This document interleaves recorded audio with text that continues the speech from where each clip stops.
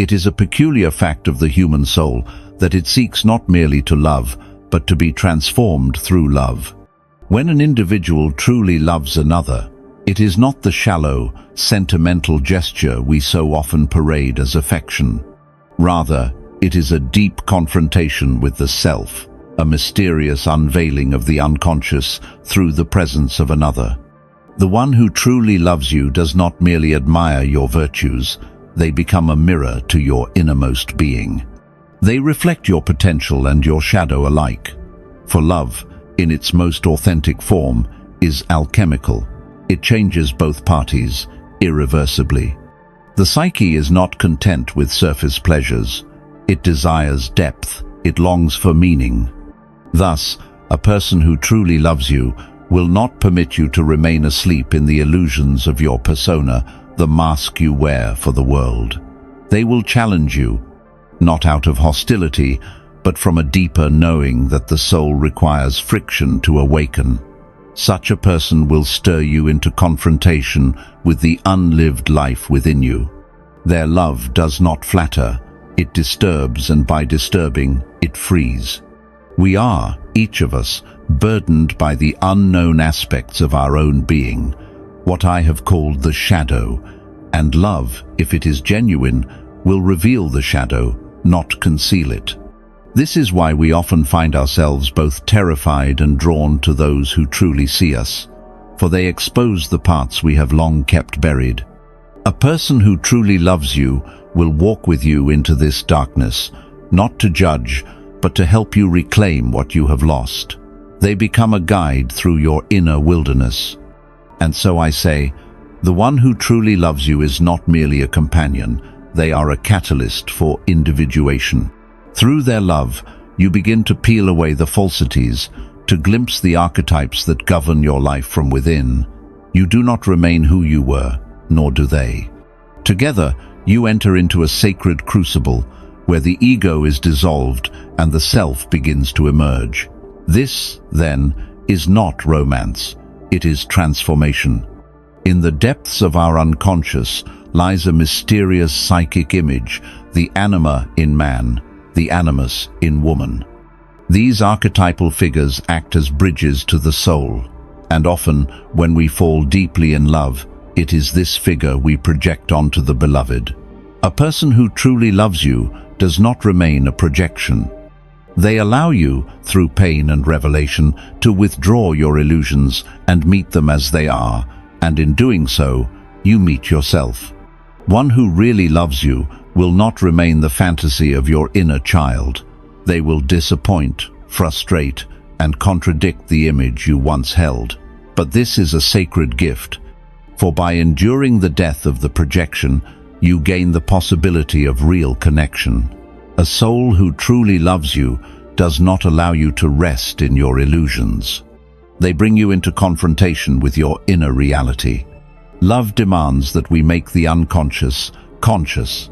The person who truly loves you becomes a vessel through which you glimpse the hidden forces animating your psyche. When they challenge you, it is not cruelty, but a call from within, a signal from the depths. They pull you toward wholeness, even if the process is unbearable at times. So, when you feel that struggle, when the one you love resists your projections, do not retreat. That is the moment love is becoming real. It is leaving the realm of fantasy and entering the domain of the soul. Such a love is rare, but it is the only love worth enduring. We all carry a dark twin, the part of us we wish to hide, suppress, or disown. This is the shadow, and it is the first to emerge in intimate love. A person who truly loves you does not turn away when your shadow rises. They do not flinch at your vulnerability, your rage, your fear. Rather, they stand with you, not as judge, but as witness. To be loved in the presence of our shadow is to be seen wholly. The one who truly loves you accepts the contradiction of your being the noble and the broken, the divine and the wounded. They do not ask you to be less complex. They are willing to love the whole. This is not permissiveness. It is something far greater. It is grace. The loving soul does not indulge your darkness, nor do they shame it. They invite you to integrate it, to see it, to speak to it, and in that invitation, healing begins. The one who really loves you is not afraid of your chaos. They know that the path to the self runs through the shadow. They do not abandon you when you tremble. They remain steadfast because they see the wholeness that lies beyond the fragmentation. Human beings are riddled with contradictions. We desire freedom and safety, passion and peace, union and independence. A person who truly loves you does not force you into clarity too soon. They can hold the paradox, the tension between opposites, and love you not in spite of your complexity, but because of it. This is a rare art, the capacity to dwell in the space between. The immature lover demands answers. The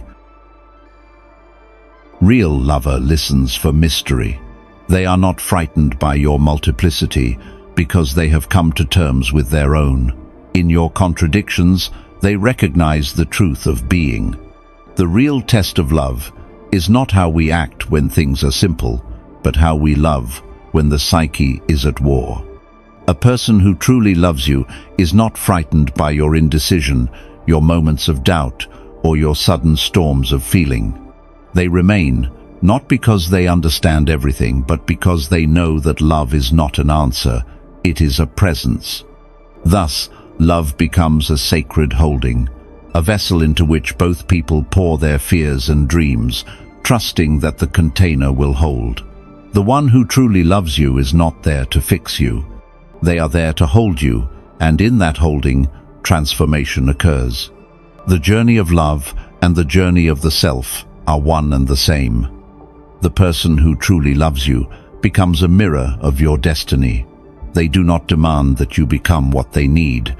They encourage you to become what you are. Individuation, the process by which we become our most authentic self, is only possible when we are not bound by the expectations of others. A loving person does not entangle you in their projections. They liberate you from them. They do not confuse love with possession. They love you enough to let you become who you must become. This, of course, is painful. To truly love is to risk that the one we love will grow beyond us. But the soul that truly loves you does not cling. They are willing to be changed, to be challenged, to be left behind if it means your soul will rise. And in doing so, something miraculous occurs. You do not grow apart, you grow deeper. You become, together, co-creators of one another's becoming. That is the highest task of love, to awaken the soul, not to imprison it. In a world so intoxicated by words, gestures, and promises, the one who truly loves you will speak the rarest language of all, presence. They will not merely say they love you. They will be there in silence, in sorrow, in joy. Their attention is their devotion.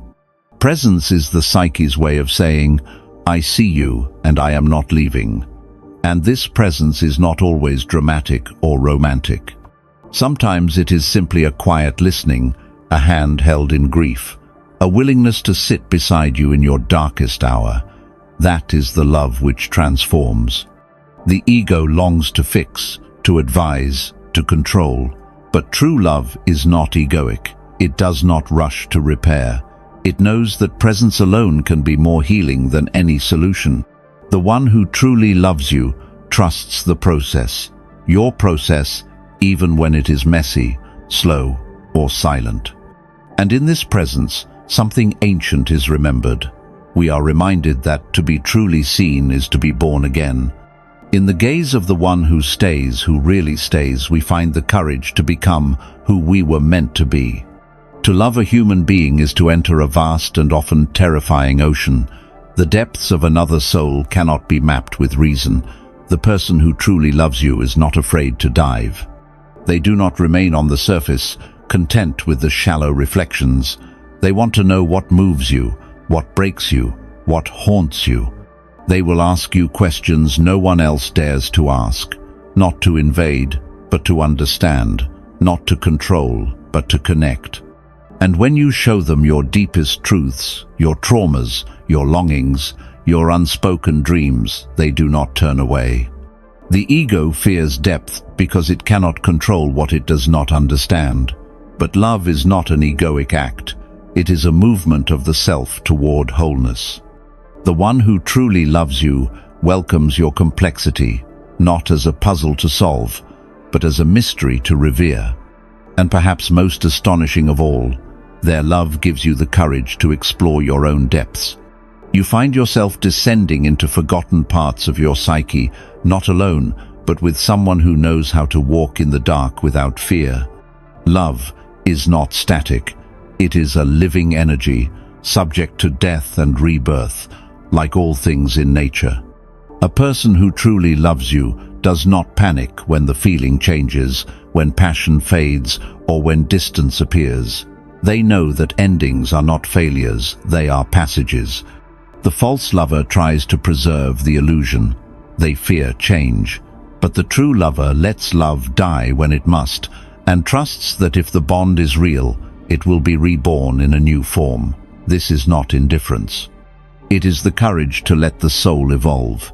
The deepest relationships go through many deaths. The death of the honeymoon, the death of the ideal, the death of certainty. But each death clears the way for a deeper union, one based not on fantasy, but on truth. The one who truly loves you allows love to evolve. They are not afraid of silence, of space, of metamorphosis. They know that what is real is not destroyed by time. It is refined. They do not hold on tightly, they hold faithfully. This too is love. And finally, let it be said, love, if it is real, is not a feeling. It is a transformation. A person who truly loves you does not leave you unchanged, nor do they remain unchanged by you. Together, you become something neither of you could become alone. This is the essence of Jungian love, the union of souls, not to complete one another, but to awaken one another. The self, that hidden center of our being, calls to us through love. And when we answer, we begin the long journey toward wholeness. Together, you will face the dragons of the unconscious. Together, you will mourn what you must lose and celebrate what you find. You will become more yourself, and you will help them become more themselves. This is the miracle of soul connection. So, when someone truly loves you, you will know not by their words, but by the way they walk with you through your becoming. They are not merely in love with who you are, they are in love with who you are becoming. And that is the rarest love of all. There are forces within you that have been with you since the dawn of humanity, archetypes that guide your longing, your fears, your myths. A person who truly loves you does not just see your personality, they awaken your inner archetype. They resonate with something far older than your biography. They call forth the ancient story of your soul. To love truly is to evoke the deep figures of the collective unconscious, the hero, the healer, the sage, the child. And when someone loves you deeply, you will find yourself stepping into these roles, not play acting but becoming. Through their love, you begin to live your myth, to fulfill your symbolic life. But this is not always pleasant. Archetypes are powerful. They demand sacrifice. The one who truly loves you may not always bring peace, they may bring upheaval, for they do not merely love your comfort. They love your becoming. They are willing to journey with you into the chaos that precedes rebirth. In time, you may come to see, this person was not sent to complete you, they were sent to awaken you, to remind you that the story you are living is older than you think, and that you are not alone in living it. No matter how strong or wise we become, we carry within us a small, trembling child, the original self, vulnerable and open to life. This inner child carries both our deepest wounds and our purest joy. A person who truly loves you will find this child, not mock it or dismiss it, but cradle it with reverence. Many love the adult mask, the achievements, the confidence, But the one who truly loves you looks beyond. They listen when your voice trembles, they soften when you retreat. They are not disappointed by your regressions. They understand that healing is not linear and that love must reach the inner child for the outer adult to thrive. This is not a parent-child dynamic, but a soul recognition. The one who truly loves you sees the part of you that never learned to trust, or speak, or dance without fear. And in loving that part, they help you to reparent yourself. They bring you back into innocence, not ignorance, but wonder. To be seen by such a person is to feel, perhaps for the first time, that you were always worthy of love. Not because you were perfect, but because you were human and still are. The modern mind craves control over love, over time, over the future. But the soul knows a deeper truth, that love is not a machine, it is a mystery. A person who truly loves you will help you surrender your need to know and enter the sacred unknown of love itself. Such surrender is terrifying. It feels like death, and in some ways it is. It is the death of certainty, of control, of identity, as you have known it. But in that death, a rebirth occurs, a flowering. The soul is not built for guarantees, it is built for wonder, and love is its most dangerous, beautiful wonder. The person who truly loves you helps you embrace this uncertainty, not as a threat, but as a threshold. They walk beside you with humility, not pretending to know what tomorrow will bring. They know that love must be lived moment by moment, and that each moment is sacred. And in this surrender, you learn to live in a new way, not from fear, but from trust, not from possession, but from presence. You no longer grasp at love, you become love. And in becoming love, you are finally free. So, my friends, we must understand, the one who truly loves you is not a fantasy, nor an escape, nor a fleeting emotional high. They are a fellow traveler of the soul, a companion sent not to rescue you, but to reflect you, challenge you, and call you home to yourself.